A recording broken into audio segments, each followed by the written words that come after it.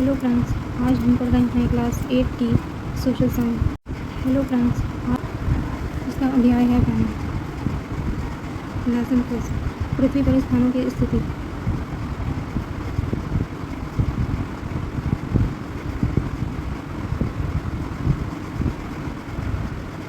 पृथ्वी अंतरिक्ष में स्थित है, जो जल, पृथ्वी, अग्नि और वायु से बनी है। और यह गोलाकार है। यह सभी स्थलीय और जलीय प्राणियों से घिरी है। ये देखो, ये सब पृथ्वी का अंतर्गोल दिखाया गया है।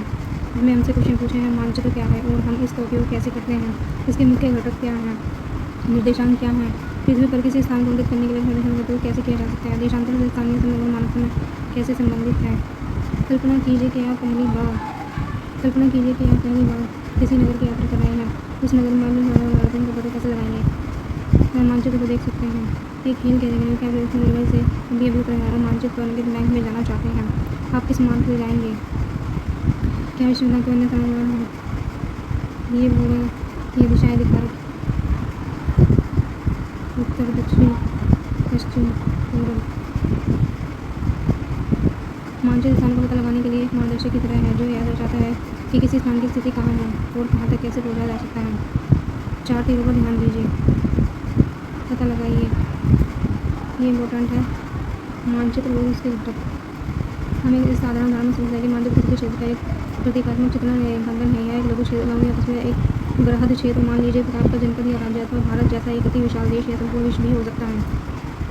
मानचित्र की एक पुस्तक या समूह है। मानचित्र अनेक प्रकार के होते हैं, जैसे भौतिक मानचित्र। यह मुख्य रूप से प्राकृतिक आकृतियों जैसे पर्वतों, महासागरों, नदियों को दर्शाते हैं। दूसरा है राजनीतिक मानचित्र। देशों या राज्य सीमाओं, नगरों आदि को दर्शाते हैं। उदाहरण के लिए सभी भारत का एक मानचित्र। फिर है थीमेटिक मानचित्र। यह विशेष प्रकार की सूचना प्रदान करते हैं। उदाहरण के लिए किसी भी मानचित्र के 3 मुख्य घटक होते हैं, दूरी, दिशा और प्रतीक चिन्ह। ये सब आप पढ़े, आगे बढ़ते हैं। माने कि 500 मीटर, पता लगाइए। लघु नगर के मानचित्र के दाईं ओर शीर्ष पर स्थित 4 तीरों पर वापस आते हैं। ये 4 दिशाओं को इंगित करते हैं। शीर्ष पर उत्तर, ये उत्तर है। नीचे दक्षिण है, ये पश्चिम, ये पूर्व, पश्चिम। इन्हें चतुर्दिश या प्रधान बिंदु भी कहा जाता है।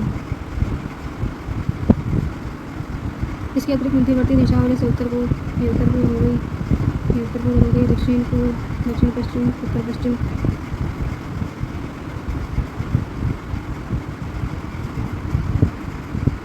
प्रतीक चिन्ह मानचित्र का एक और महत्वपूर्ण घटक है। ये आगे जो इम्पोर्टेंट है वो बताते जाएंगे। पृथ्वी का मानचित्रण कुछ अधिक कठिन है, क्योंकि हमारे ग्रह का आकार चपटा नहीं है। इसकी आकृति लगभग गोलाकार है। हम लगभग इसलिए कहते हैं क्योंकि यह पूर्ण गोलाकार नहीं है, क्योंकि ध्रुवों पर थोड़ी चपटी है। हम इसे व्यवहारिक दृष्टि से गोलाकार मानेंगे। कागज के एक समतल पृष्ठ पर गोलाकार वस्तु का दर्शित करना संभव नहीं है। हम अब एक ग्लोब पर विचार कीजिए। ये ग्लोब दे रखा है। निर्देशांक को समझना। एक बड़े बाजार में बनने से में समान आकृति पाने हैं। साधुगण समझ मिलेंगे। ग्लोब प्रणाली को निर्देशांक प्रणाली कहा जाता है। 2007 स्टेशन की दुकान पर किया जा सकता है। ये मेन चीज़ है अक्षांश। ग्लोब को तुम देखना है, इस पर उत्तर ध्रुव और दक्षिण ध्रुव की पहचान करना सरल है। ग्लोब को घुमाइए। कल्पना कीजिए कि आप भूमध्य रेखा पर खड़े हैं। भूमध्य रेखा होती है, ये हमारी पृथ्वी चपटी, ये इसके बीचों बीच होती है भूमध्य रेखा, जो हमारी भूमि को 2 भागों में बांटती है। ये उत्तरी ध्रुव और ये दक्षिणी ध्रुव। भूमध्य रेखा से ध्रुव को मापता है। किसी भी बिंदु पर ले सकते हैं। इससे अगर आप यहाँ जाएंगे, इसके समांतर जाएंगे, ये जो पैरेलल लाइन है भूमध्य रेखा से, इनको ही हम अक्षांश कहते हैं। जो समांतर, इस प्रकार की रेखा को अक्षांश या समानांतर कहा जाता है, क्योंकि भूमध्य रेखा के समांतर खींची जाती हैं और यह पृथ्वी के चारों ओर एक वृत्त बनाती हैं। ये व्रत भी बनाती हैं। इन ग्लोब पर सरल है। सबसे बड़ा व्रत विषुवतीय व्रत है।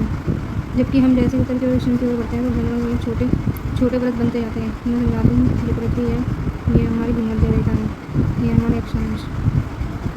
भूमध्य रेखा को ही इसी को ही विषुवतीय रेखा भी कहते हैं। तो ये जो है ये विषुवतीय व्रत बनाती है, ये पूरा देखिए। और जैसे जैसे हम उत्तर की ओर जाते हैं या दक्षिण नीचे की ओर दक्षिण की ओर आते हैं तो ये छोटे छोटे व्रत बनाते हैं। जैसे ये व्रत बन गया, ये व्रत बन गया, तो इनको ऐसे व्रत कहा जाता है। अक्षांशों को अंश डिग्री में व्यक्त किया जाता है। परंपरागत रूप से विषुवतीय व्रत अक्षांश 0 डिग्री या 0 अंश है। ये जो विषुवतीय रेखा है ये इसको हम 0 डिग्री मानते हैं। जबकि दो ध्रुवों के अक्षांश 90 डिग्री उत्तर और 90 दक्षिण है। ये हमारी पृथ्वी है, ये भूमध्य रेखा है, ये हमारा उत्तरी ध्रुव है, ये हमारा दक्षिणी ध्रुव है। ये 90 डिग्री होता है, ये भी 90 डिग्री होता है और ये 0 डिग्री होता है। ऐसे ऐसे बढ़ते चले जाते हैं, यहाँ से 0 से 15, 14, 45 ऐसे बढ़ते जाते हैं। भूमध्य रेखा की चारों ओर जलवायु गर्म, इसे उष्ण भी कहा जाता है। हमारी भूमध्य रेखा पृथ्वी के ये भूमध्य रेखा है, यहाँ पर सबसे ज़्यादा गर्मी होती है, इसलिए इसे उष्ण भी कहा जाता है। उष्ण का मतलब ये गर्मी होता है। जैसे कि आप भूमध्य रेखा से दो ध्रुवों में से किसी एक की ओर यात्रा करते हैं तो वर्षांत की डिग्री बढ़ती जाती हैं। जैसे ये 0 डिग्री था, आप उत्तर की ओर जाएंगे 1 डिग्री, 2 डिग्री, इस तरीके से बढ़ता जाएगा। और जलवायु शीतोष्ण हो जाती है, और जलवायु शीतोष्ण हो जाती है, हमारी जलवायु शीतोष्ण हो जाती है। उत्तरायण हो जाने की जलवायु ठंडी होती है। ये हमारी जो उत्तरी ध्रुव है, दक्षिण ध्रुव है, यहाँ बहुत ठंड होती है, यहाँ पर टेम्परेचर ज़्यादा होता है, यहाँ तो बर्फ़ ही जमी रहती है 12 महीने। इस तरीके से ये हमारा ध्रुव है। ये पूरी विषुवतीय रेखा ये 0 डिग्री होती है। ये उत्तरी ध्रुव 90 डिग्री, ये फिर दक्षिणी ध्रुव ये भी 90 डिग्री। ये हम आगे पढ़ेंगे प्रमुख यामांतर। यामांतर क्या होती है? ये हमारे महाद्वीप है, उत्तरी अमेरिका, यूरोप, एशिया, अफ्रीका, ठीक है। देशांतर करने के लिए आप छोटी रेखा पर दूसरे दक्षिण ध्रुव को रख रहे हैं। नहीं कि यूरोप पृथ्वी के मान में जाने की जगह आप एशिया के मान में जा सकते हो, वो एक समान हो गया। इन रेखाओं को यामांतर। देशांतर क्या होता है? ये हमारी विषुवतीय रेखा है, भूमध्य रेखा है, इसके पैरेलल बनाएंगे तो ये हो जाते हैं अक्षांश। लेकिन जब हम इस तरीके से लंबाई में करते हैं तो ये हमारे हो जाते हैं देशांतर, ये हमारे हो जाते हैं इस तरीके से, ये देशांतर हैं। तो ये जो रेखा हैं, इन रेखाओं को हम देशांतर या यामांतर, मेरिडियन ऑफ लॉन्गिट्यूड कहा जाता है। ये अग्रवर्त हैं जो एक ध्रुव से दूसरे ध्रुव तक जाते हैं। यहाँ से यहाँ दूसरे ध्रुव तक जाएगी, यहाँ से फिर ये यहाँ आएगी, इनको देशांतर कहा जाता है। देशांतर को मापने के लिए हमारे द्वारा प्रमुख यामांतर कहे जाने वाले मौजूद करना है। प्रमुख यामांतर ये है हमारे प्रमुख यामांतर जो बीच में से जा रही है, ये 0 डिग्री जा रही है, इसको हम प्रमुख यामांतर बोलते हैं। ये 0 डिग्री ये ऐसे जा रही है, जो ये प्रमुख यामांतर है जो पृथ्वी को हॉरिजॉन्टली ऐसे लंबाई में करेंगे तो इधर बांट देगी, 2 भागों में बांट देती है, 1 और 2 ऐसे 2 भागों में बांट देगी। लेकिन अक्षांश में जब हम भूमध्य रेखा करते हैं तो ये ऐसे बांटती है, इस तरीके से 2 भागों में।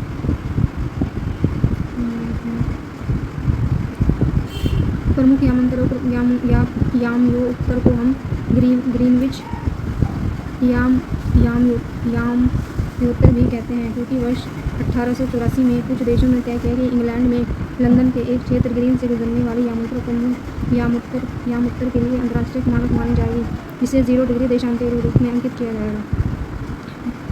ये हो गई हमारी यामोत्तर, ये 0 डिग्री है, ये हमारी हो गई प्रमुख यामोत्तर। ये आप ध्रुवों में से किसी एक की यात्रा करते हैं, देशांतर को डिग्री में मापा जाता है। ये देशांतर भी डिग्री में ही मापते हैं। ये देशांतर 0 डिग्री, फिर ये ऐसा आएगा 1 डिग्री, 2 डिग्री, 3 डिग्री, 4 डिग्री, 1, 2, 3, 4 इस तरीके से यहाँ बढ़ते जाएंगे। वो ये 0 से 180 तक बढ़ते हैं, 180 डिग्री तक बढ़ते हैं, 180 इधर, 180 इधर, 0 से 180 तक बढ़ता जाता है। इसके पश्चिम के लिए हम पश्चिम के लिए पा यूज़ करते हैं, पूर्व के लिए पूरब वनों को जोड़ा जाता है। जैसे दिल्ली का 77 डिग्री पूरब और टोक्यो का उससे ज़्यादा डिग्री कम है। मिलकर एक स्थान के 2 निर्देशांक होते हैं, इनके साथ आप पृथ्वी पर किसी स्थान का पता लगाने में सक्षम हैं। इसमें ये इम्पोर्टेंट है, ध्रुव पर अक्षांश और देशांतर के यामांतर यह सभी रेखाएं मिलकर ग्लोब पर एक ग्रिड बनाती हैं, जिन्हें ग्रिड रेखाएं भी कहा जाता है। ये इस तरह का एक ग्रिड बन जाती हैं, ऐसे ऐसे ऐसे ऐसे ऐसे ऐसे ये ग्रिड बन गया।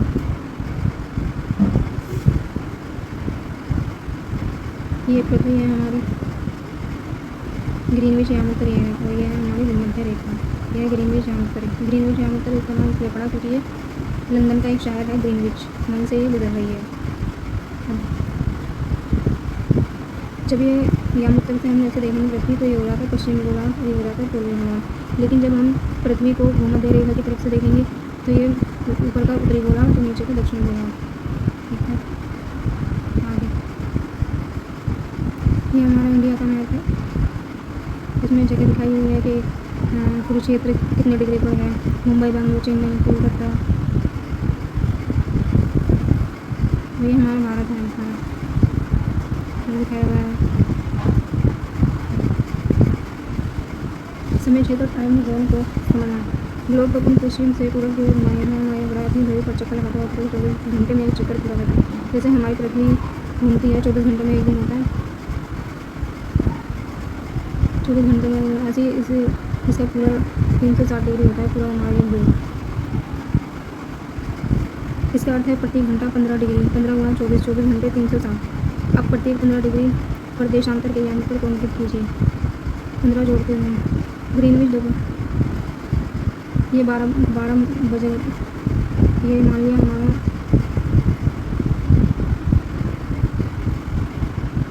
ये मैं दूसरी वीडियो में समझाऊंगी।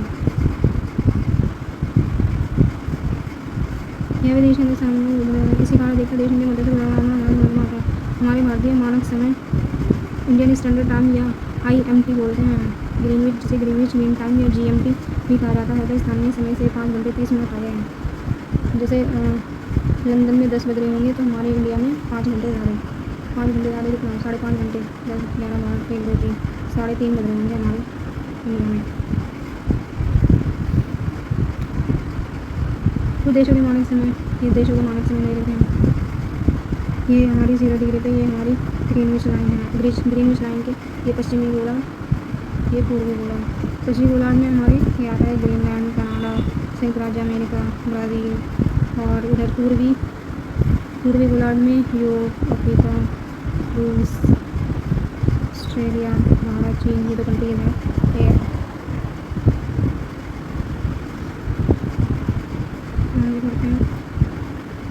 ग्रीनविच पर स्थित मुख्य यामांतर, जिसके विपरीत की रेखा लगभग 180 डिग्री देशांतर पर है, इसे अंतर्राष्ट्रीय तिथि रेखा कहा जाता है। यह है हमारी प्रमुख यामांतर 0 डिग्री।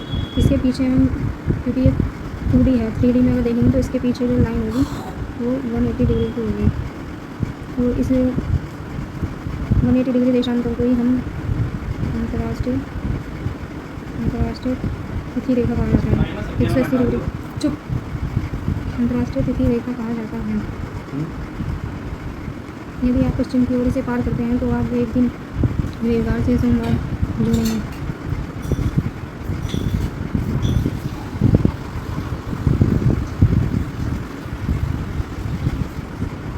10-12 और मानव भारत में नेत्र से विश्व को छूते हैं। आदि के समुद्री जहाज विमान से पार करते हैं तो आपके द्वारा अपनी बड़ी तिथि में परिवर्तन करना आवश्यक है। यदि आप दूर की ओर से यात्रा करते हुए इसे पार करते हैं तो आज से एक दिन मान लीजिए सोमवार से रविवार। ये अंतर्राष्ट्रीय तिथि रेखा हमारी इसके पीछे है 180 डिग्री। जब हम यहाँ से यहाँ चलेंगे तो हमारा एक दिन बढ़ जाता है, और हम इस साइड चलेंगे तो हमारा एक दिन घट जाता है। जैसे इसमें यही दिखाया गया कि यदि आप पूरब की ओर से यात्रा करते हुए, यानी कि आप यहाँ से यहाँ पूरब की ओर यहाँ से यहाँ जाएंगे तो आप सोमवार से रविवार पीछे चले जाएंगे, एक दिन कम हो जाएगा। और यदि आप पश्चिम की ओर से इसे पार करेंगे तो रविवार से सोमवार एक दिन जुड़ जाएगा। हमने कहा कि अंतर्राष्ट्रीय तिथि रेखा लगभग 180 डिग्री के देशांतर पर है, लेकिन यह कुछ देशों में एक ही दिन के विभाजन होने से बचने के लिए टेढ़ी मेढ़ी होकर गुजरती है। यह ऐसे हो गए टेढ़ी मेढ़ी है, ये कुछ ऐसे 2-3 बार मुड़ी हुई है जगह है। आगे पढ़ने से पहले किया जाता है तिथि रेखा देशांतर बहुत सकता है। ये कुछ पॉइंट्स हैं, इंपॉर्टेंट पॉइंट्स। मानचित्र पृथ्वी के क्षेत्र चाहे वह छोटा बड़ा दर्शाने के लिए अत्यधिक उपयोगी साधन है। मानव को दिशा प्रतीक चिन्ह है। एक दूर से दूसरे ध्रुव को मान किया जाता है। देशांतर से समय निर्धारित किया जाता है और समय क्षेत्र को भी परिभाषित किया जाता है। अंतर्राष्ट्रीय तिथि रेखा मुख्य अंदर के विपरीत लगभग 180 डिग्री के देशांतर पर अवस्थित है। अंतर्राष्ट्रीय तिथि रेखा पार करने पर तिथि में एक दिन का परिवर्तन होता है। एक दिन का परिवर्तन जैसा मैंने बताया था, ये हमारी 0 डिग्री अंतर्राष्ट्रीय 180 डिग्री अंतर्राष्ट्रीय तिथि रेखा है। यहाँ से इधर जाओगे तो एक दिन ऐड हो जाएगा, अगर पीछे जाओगे पश्चिम की ओर तो एक दिन घट जाएगा। इसमें यही बताया गया है, बाकी और तो कोई इसमें इम्पोर्टेंस है नहीं। तो आज की वीडियो हम यहीं ख़त्म करते हैं और अच्छे से एक्सप्लेनेशन मैं आपको कल की क्लास में समझा दूँगी। तब तक के लिए गुड बाय।